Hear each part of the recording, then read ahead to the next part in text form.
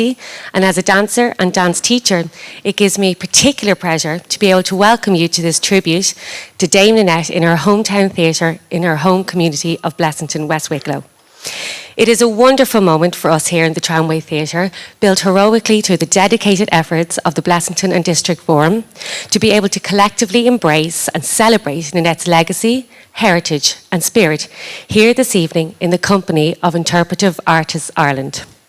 We have an eclectic evening of dance, drama, history, film and live music for your enjoyment and your pleasure. Before we begin, there are a few little housekeeping notes I have to let you know. First of all, can we please make sure that all mobile phones are turned off? Excellent. We have some fire exits. One is behind the stage. We also have one downstage to your right and to your left, and up the stairs and out the door to your left. If you need to use the toilet during the performance, we ask that you please go up the stairs and out the door to your left, and please do not come down to the front and onto the stage. There will be an interval of 20 minutes halfway through the performance. During this interval, refreshments will be served in the servery. Before handing you over to actor Vinnie McCabe, who will be your presenter this evening, first, please let me introduce you to our guest speaker and local historian, Mr. Jim Corley, who will reflect on the independent and creative genius of the women in Ninette's family. Thank you.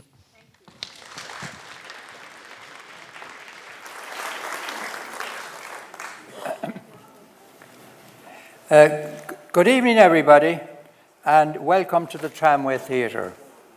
My name is Jim Corley, local historian and a member of Blessington History Society.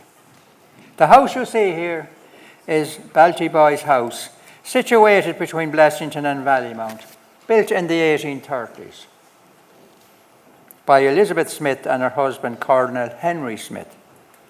Elizabeth also had schools built during this time of building the house. One at Belty Boys itself. It later became a youth hostel, some people may remember it. And then later on, when she bought the townland of Lacken, she had a school built there. That building is still to be seen in Lacken. It was in 1980 that I first heard from the late Jim Norton, the then owner of Belty Boys' house, of the publication of the diaries that Elizabeth Smith had kept for many years, from 1840 till her death actually in 1885. Since then, I have taken an interest in Belty Boys, and especially, of course, the people who have lived there. As landlady, Elizabeth tried to better the miserable lot of the tenants by improving their dwellings, their farming methods, and in general their way of life. During the Great Irish Famine, both Elizabeth and Henry ensured that no one would starve or be without proper clothing on their estate during that terrible time. This next now is a portrait of Elizabeth Graydon Smith. This was taken when she was 19.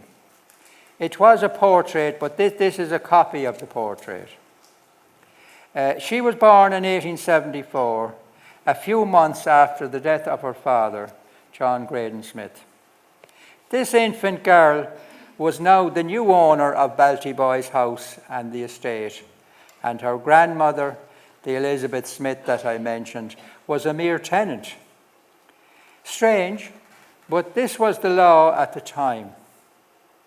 In the year 1895, at the age of 21, girls married young that time, and that was sort of the normal age for girls to marry. She married Captain Thomas Stannis of Port Arlington.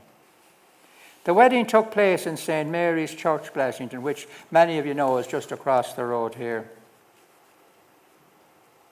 Afterwards, we're told, a sumptuous luncheon for over 60 people was served at Belty Boys. And again, in today's time, weddings tend to be a lot bigger than that. In later life, Elizabeth would become an expert and dealer in Irish glass. And there she is. That's a painting by Louise Verity, who was a grandniece of Ninette Valois, and is here actually in Blessington to celebrate with us all this festival. She published a book on Irish glass and set up a glass factory which she ran successfully for many years. She also bred St. Bernard dogs. And you know the size of St. Bernard dogs. And she, at times in her kennels, had 24 dogs. You can imagine trying to feed 24 dogs every morning.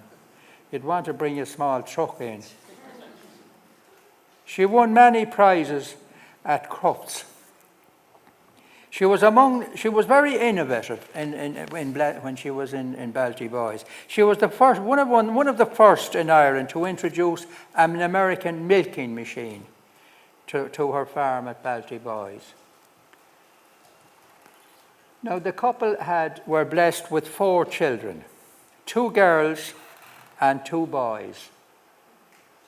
The girls are on either side and the boys are in the centre. One of them is dressed like a girl, all right. But that was the fashion that time. They didn't see anything wrong with it. The eldest, Thelma. Now, Thelma is on the right. That's Thelma. She was a year or so older than Ninette. She was welcomed into the world by a bonfire on Fox-Covert Hill. That's a hill beyond, it was on the estate, up a bit, not far from the cemetery, the graveyard up in Belty Boys. And the courtyard bell was rung. Because her father had been hoping now next for a male heir, when Ninette was born, no fire was lit.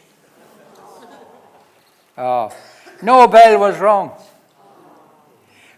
When Ninette heard of this injustice, some years later she was very put out and declared that one day she might light her own fire, which indeed, as we know, she did. Ninette remembers the bonfire being lit for her father on his return from the Boer War in 1902. He was eventually killed in the First World War in 1917, and of course he was buried in France. Next to be born was Trevor, and Trevor is in the middle there, I think, on the bottom. He became an army officer. Trevor's granddaughter, Louise Verity, I'm glad to say, is with us today. An author and artist in her own right, Louise is keeping up the family tradition of excellence in her endeavours. Most of the images we see, a lot of them that we see here tonight, are by her. The 4th child was Anthony, who became a well-known photographer. That's him at the back. Now, the next one. Ninette's childhood at Belty Boys was a very happy one. And you can see them playing someone playing the piano there, and they would be singing and reading. They were the pastimes that they had in those days. At times, according to herself, she was intensely reserved and obstinate as a mule, capable of the sulks which she brought to a fine art. At times she would even resort to staging a hunger strike, noting with some satisfaction the worried look on her parents' faces. Her grandmother would read to the 2 girls in the library, which had a beautiful view sloping down to the River Liffey. On the 2nd floor there was a long passageway with 2 flights of steps. The 2 girls would race up and down the corridor, jumping down the steps, as children do. The Kildare Hunt now I think we have next. And they called very often to and from on their way to the Fox-Covert Hill. And they're in the courtyard at the moment. Now refreshments would be served. And do you all see the bell on the top left? That's the bell that wasn't rung when Ninette entered this world. There was only one bell. Next. there was only one bathroom in the house. Now, there were 14 people living in the house at the time, 6 family members and 8 indoor servants. I don't think it would be enough today, in these days of showering and washing and all the rest of it. She can still see Paddy Mullally, the footman and stand-in plumber, rushing in or to stop a leak or something, ignoring the embarrassment of the children in the bath. The girls loved the dark-like rookery. It was here that the ritual of the burial of dead robins took place.